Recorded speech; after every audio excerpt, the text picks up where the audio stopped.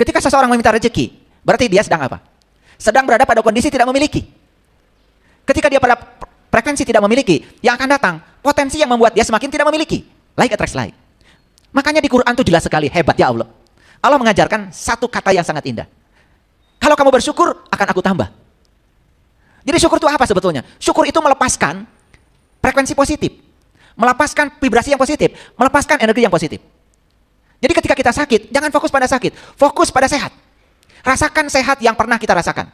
Dan rasakan kita seakan-akan sudah kembali sehat. Makanya berterima kasih aja sama Allah. Ya Allah, terima kasih atas kesehatan yang pernah Engkau berikan kepadaku. Terima kasih atas kesehatan yang akan datang kepadaku. Makanya syukur itu ada 3. Syukur terhadap yang sudah terjadi, syukur terhadap yang sedang terjadi, dan syukur terhadap yang belum terjadi. Nah ini yang jarang dilakukan. Bersyukur terhadap yang belum terjadi. Seakan-akan yang belum terjadi itu seakan-akan sudah terjadi. Jadi ulangi ya. Jadi berdoa itu sebetulnya melepaskan frekuensi. Frekuensi yang dilepaskan tergantung kita membentuknya.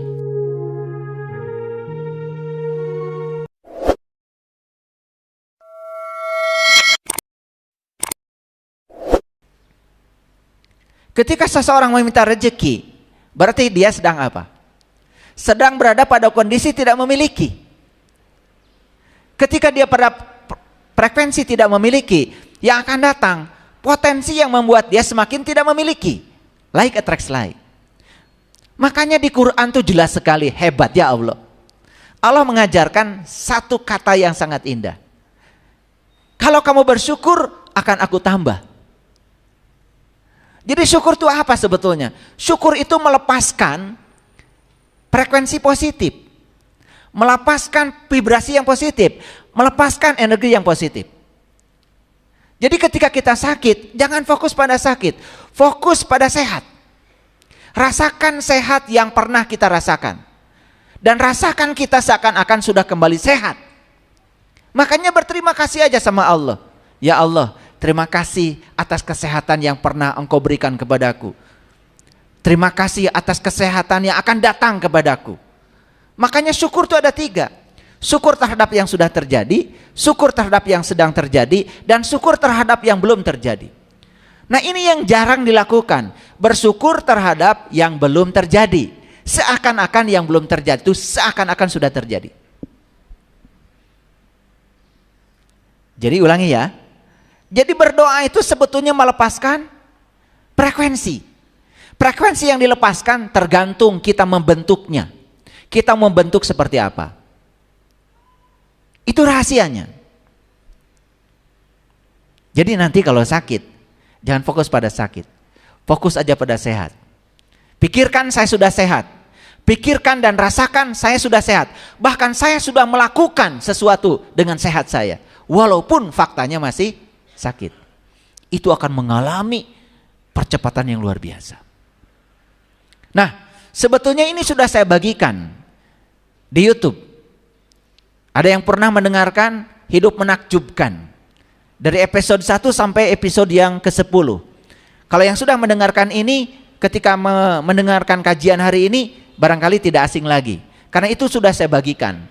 Cuman di sana sangat cepat saya bicara.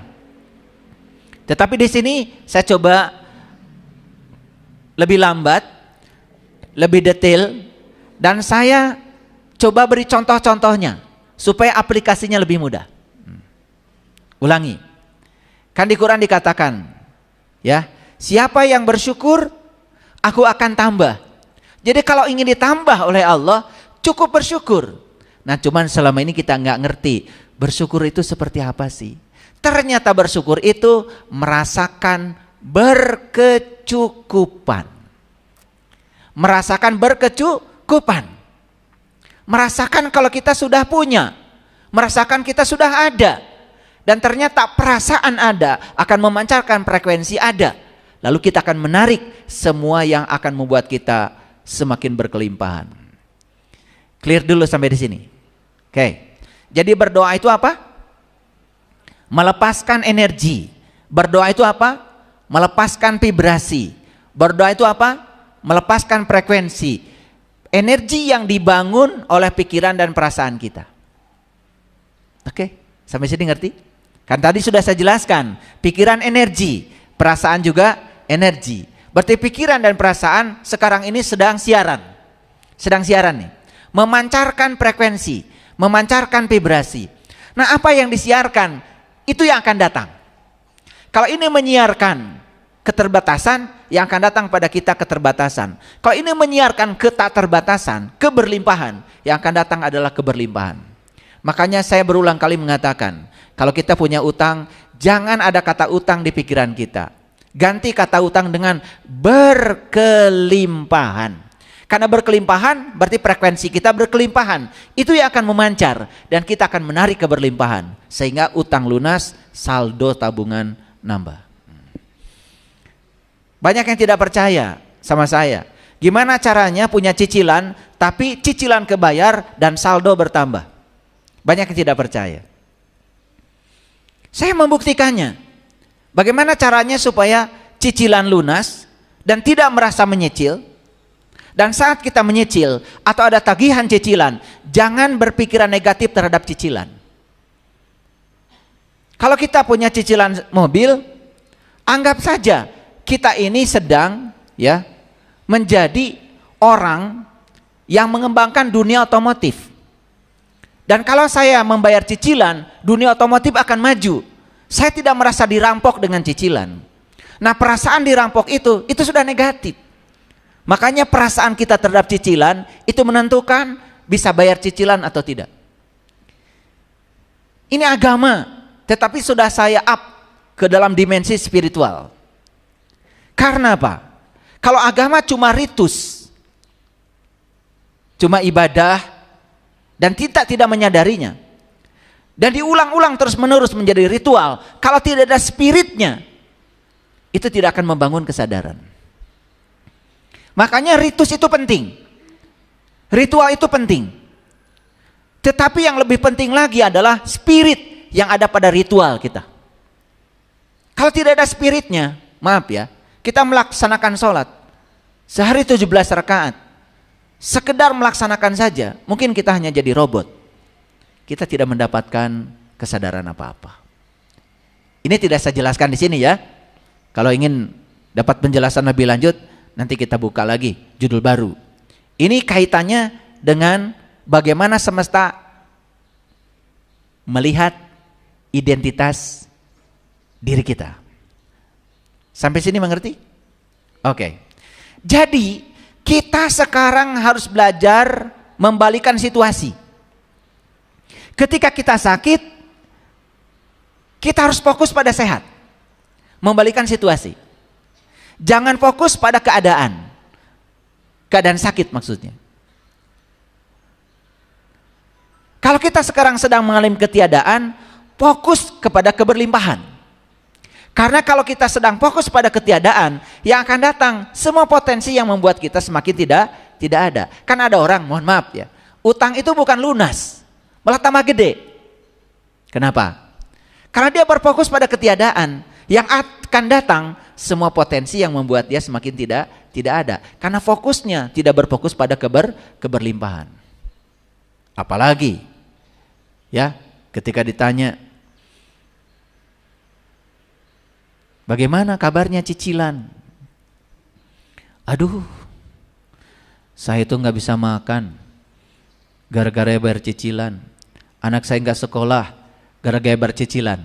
Awalnya masalahnya cuma cicilan, sudah merembet, tidak bisa makan, tidak bisa. Itu kan memberikan frekuensi yang negatif lagi. Betul nggak? Dan itu sering tidak dirasakan oleh kita. Nah, ini penting ya, penting. Baik, kita lanjutkan dulu.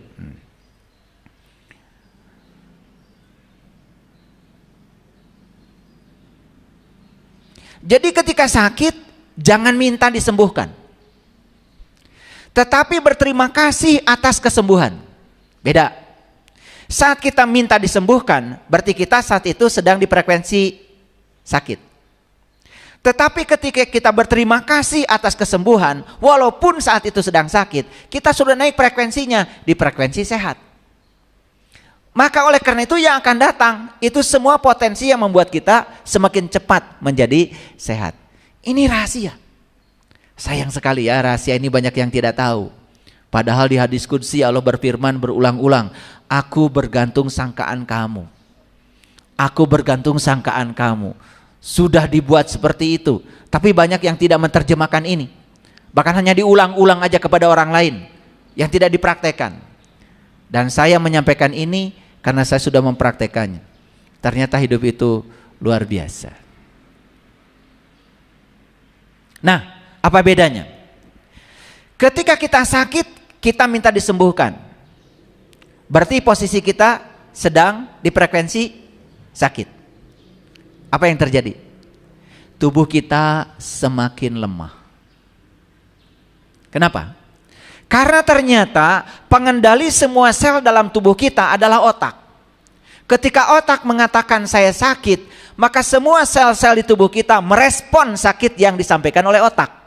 Dan semua sel di tubuh kita pun menjadi lemah. Tetapi ketika kita berterima kasih atas kesembuhan, walaupun faktanya masih sakit, apa yang terjadi? Seluruh sel dalam tubuh kita menguat, sehingga seluruh anggota tubuh kita pun menguat. Dan kita bersyukur seakan-akan sudah sembuh. Ayatnya sudah sangat hafal semua ya. La in syakartum la azidannakum. Sudah hafal semua kan? Wala in kafartum inna adabi lasyadid. Kan begitu?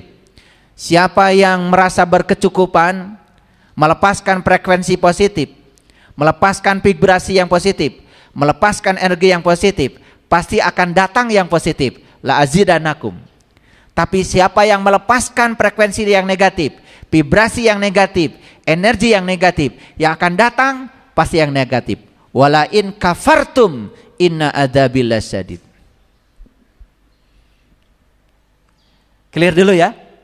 Wah, ayat itu mah sudah banyak yang tahu dan hafal. Tapi sayang mempraktekannya kadang-kadang salah. Ya? Oke, baik. Bisa dilanjutkan? Oke, baik. Saya kasih tahu ya. Kita ini dibentuk oleh apa? Kita dibentuk oleh apa? Oleh energi. Maka kita harus bergerak sebagaimana energi bergerak. Karena kita dibentuk oleh energi, maka kita harus bergerak sebagaimana energi bergerak. Dan energi itu dinamis. Satu sifat energi tidak bisa diciptakan, tidak bisa dimusnahkan. Tapi energi itu dapat diubah bentuknya. Contoh, ini cahaya memantul ke saya dari listrik. Sebetulnya kan di masjid ini yang ada cuma energi listrik. Bisa menjadi lampu, betul? Bisa menjadi suara. Kan ini energi. Ya toh? Bisa menjadi apa saja. Cuman yang jelas, energi itu tidak bisa diciptakan, tidak bisa dimusnahkan, tetapi bisa diubah bentuknya. Jadi sebetulnya energi itu sudah tersedia. Persediaan energi di alam semesta ini tanpa batas. Kalau begitu saya mau bertanya, apakah Bapak Ibu sekarang punya energi yang terbatas atau tanpa batas? Sebetulnya Bapak Ibu punya energi yang tanpa batas. Loh, kenapa jadi terbatas? Karena dibatasi oleh pikiran. Coba, minggu depan kita jalan-jalan ya. Ongkosnya 1 orang 10 juta. Siapa yang mau ikut?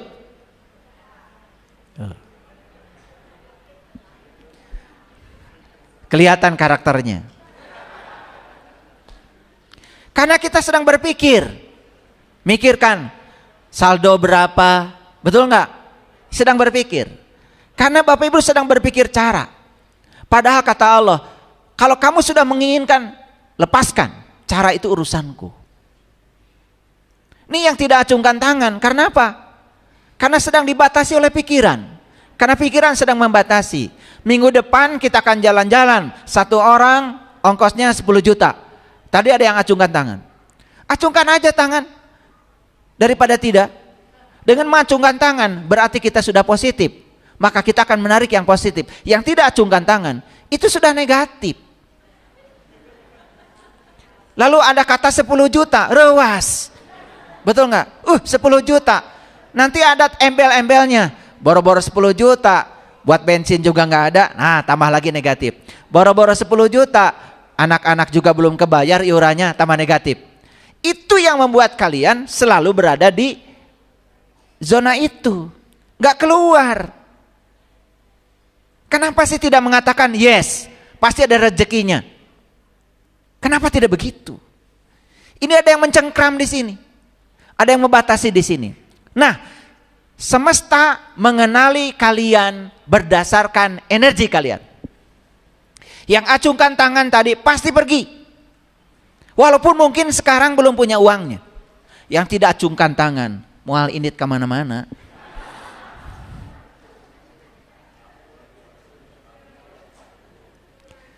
Jadi sekarang ini semesta sedang melihat Anda berdasarkan energi, frekuensi, dan vibrasi yang Anda pancarkan. Saya sering ngasih contoh. Mana yang paling bagus? Baru bahagia ketika teman datang, atau bahagia aja dulu pasti teman datang? Nah, yang kedua ya, bahagia aja dulu pasti teman akan datang. Kenapa? Kalau sudah bahagia, pasti teman yang akan datang akan membawa kebahagiaan. Boleh-boleh bawa berita bagus. Tapi kalau nunggu bahagia ketika teman datang, saat kita belum kedatangan teman, berarti kita bahagia atau tidak? Tidak. Nah, ketidakbahagiaan ini akan menarik ketidakbahagiaan. Dan teman ternyata betul-betul tidak datang. Dan kalaupun teman datang, paling juga pinjam uang. Paling juga cerita kesusahan. Karena apa? Dan selama ini kita mengira mereka yang datang kepada kita itu datang kebetulan. Tidak ada. Di semesta tidak ada potongan peristiwa.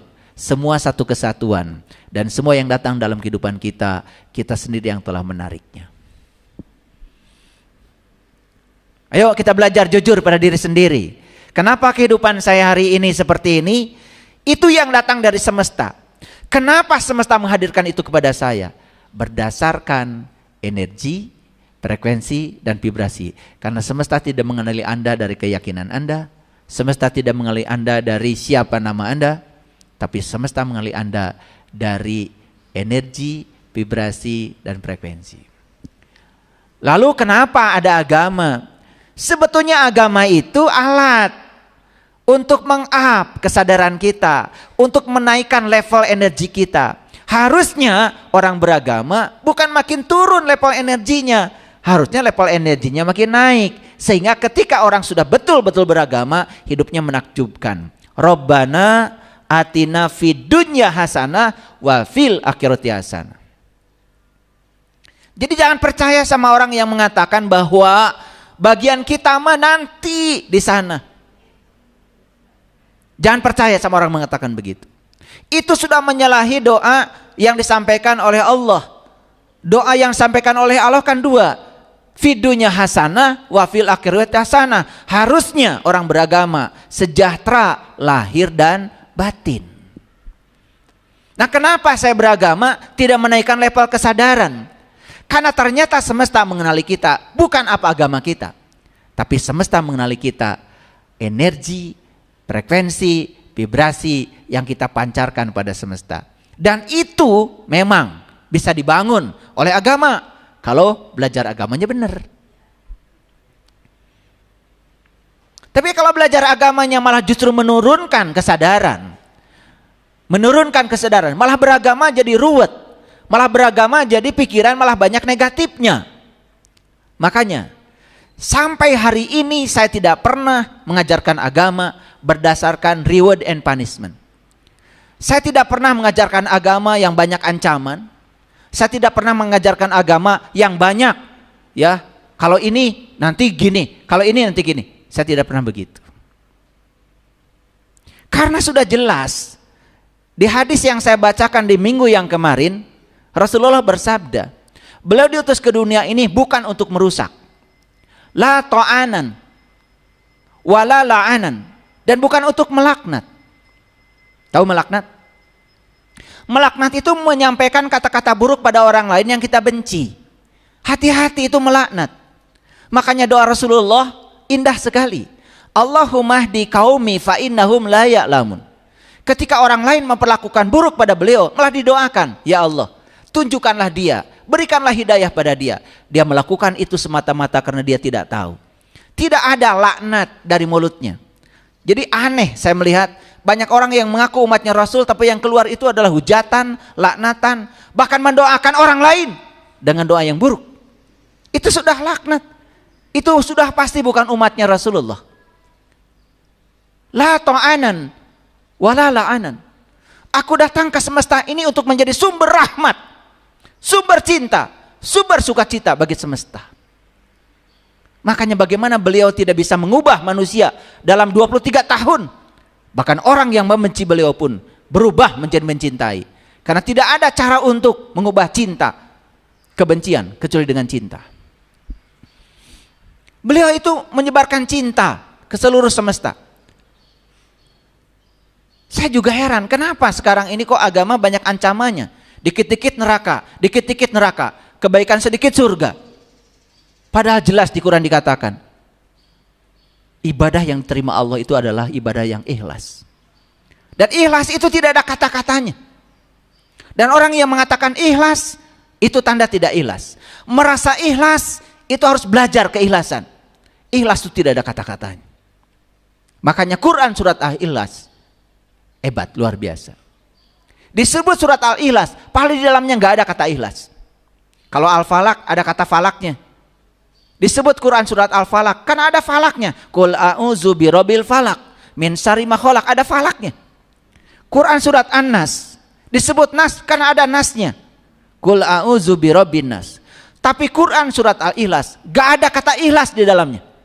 Qul huwallahu ahad, Allahu samad, lam yalid, walam yulad, walam yakul lahu kufuwan ahad. Gak ada kata ikhlas di dalamnya, tapi disebut surat Al-Ikhlas. Yang gitu aja kadang-kadang gak mikir. Kenapa ya disebut surat Al-Ikhlas? Padahal gak ada kata ikhlasnya di dalamnya. Itu kan sebetulnya pelajaran bahwa ikhlas itu tidak bisa dikatakan. Merasa ikhlas saja itu tidak ikhlas. Kalau kita ibadah kepada Allah, berharap ini, berharap itu kan tanda tidak ikhlas. Harusnya ibadah ya karena cinta. Ibadah karena saya cinta kepada Allah. Inna sholati wa nusuki wa mahyaya wa mamati lillahi rabbil alamin la syarikalah wa bizalika umirtu wa ana awalul muslimin. Apapun yang engkau perintahkan, apapun yang terjadi, aku yakin di balik semua yang terjadi ada pesan cinta yang hendak aku sampaikan kepadaku. Karena apa? Kadang-kadang kita ini menjadi sadar ketika mendapatkan sesuatu yang tidak kita inginkan. Malah justru kita menjadi sangat tidak sadar saat kita diberikan yang kita inginkan terus menerus. Betul apa tidak? Hadirin, banyak orang yang masuk kelas spiritual seperti ini justru karena apa? Karena sudah mengalami kebuntuan dalam kehidupan. Mendapatkan yang tidak diinginkan terus menerus. Bukankah yang tidak diinginkan yang mengantarkan kita ke sini? Dan Allah selalu menunggu di tempat yang tidak kita ingin.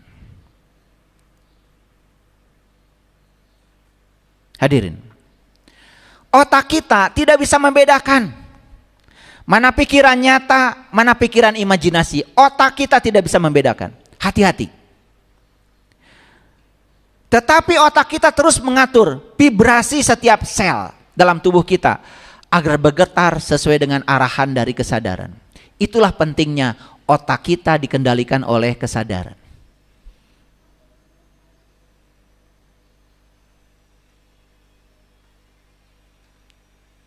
Itulah pentingnya kita belajar kesadaran.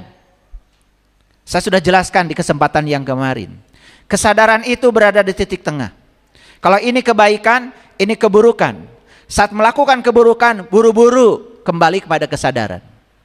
Saat melakukan kebaikan pun, buru-buru kembali kepada kesadaran. Kenapa?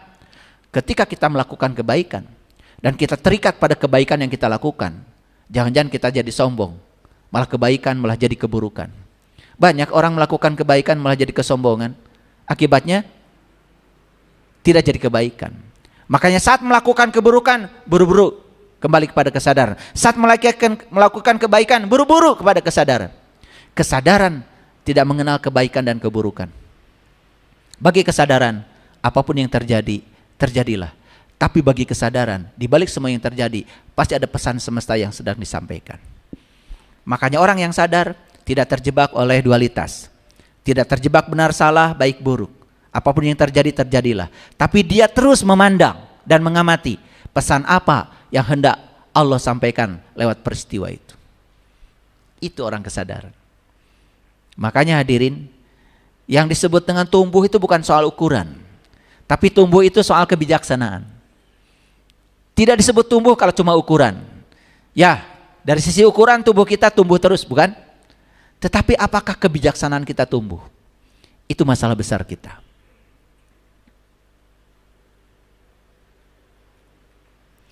Kita hidup bebas. Kita ini diberi kebebasan oleh Allah untuk membentuk energi kita sendiri.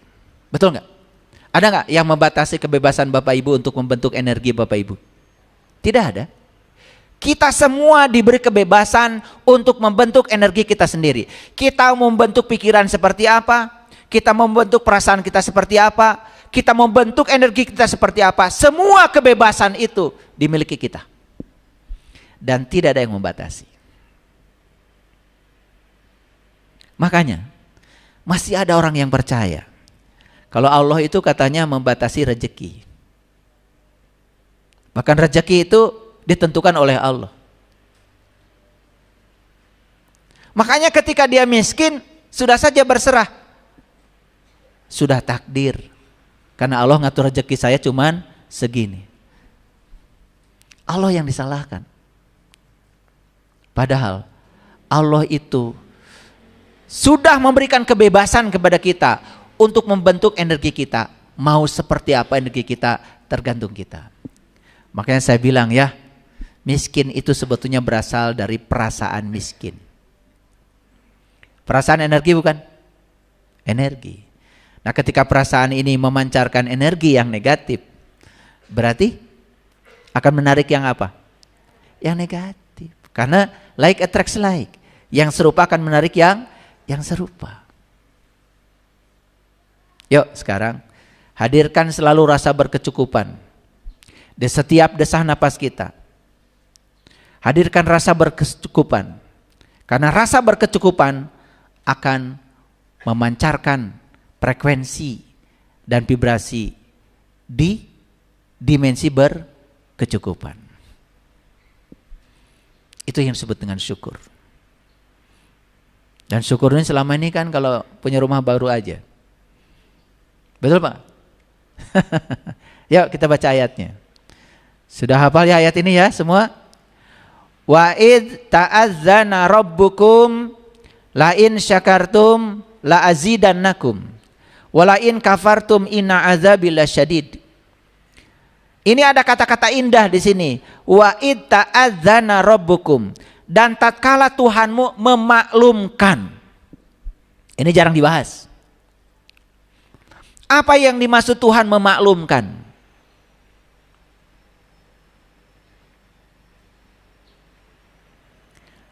Apa yang dimaksud dengan Tuhan memaklumkan? Ini jarang dibahas. Tuhan memaklumkan artinya Tuhan itu memberikan kebebasan sebebas-bebasnya pada setiap orang. Mau membentuk energi dirinya seperti apa.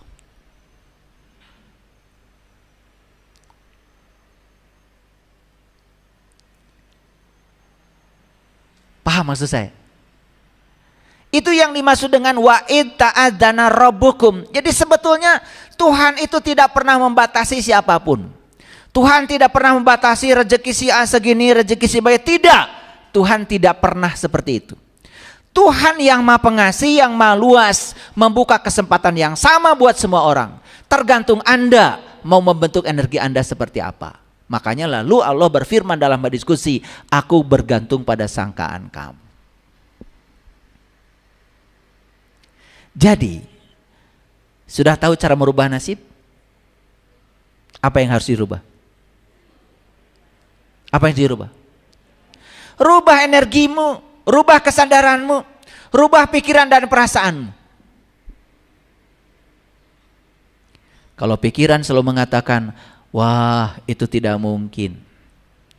Kalau pikiran selalu mengatakan, saya mah tidak bisa. Begitu kita mengatakan saya tidak bisa, betul-betul tidak bisa. Begitu saya mengatakan itu tidak mungkin, jangan berharap ada keajaiban. Banyak orang yang sudah menjalankan ilmu ini, dari kesadaran ini, kemudian hidupnya tiba-tiba menakjubkan. Hanya mengubah dari impossible menjadi I am possible. Sama hurufnya, impossible dirubah menjadi I am possible. Dari tidak mungkin menjadi mungkin. Dan sering mengatakan saya tidak bisa menjadi saya pasti bisa.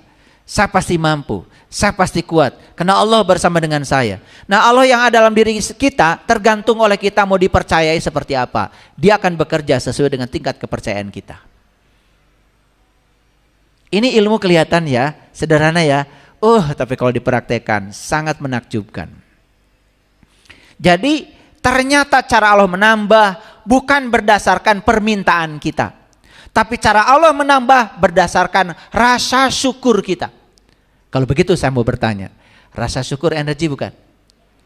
Nah, rasa syukur ini tingkatannya setiap orang lain-lain. Makanya saya bilang tadi, doa adalah melepaskan energi. Kalau yang dilepaskan ke semesta adalah energi syukur, merasa berkelimpahan, merasa berkecukupan, merasa sehat, walaupun kondisinya sebaliknya, maka itu yang akan terjadi. Akan terjadi pembalikan yang luar biasa.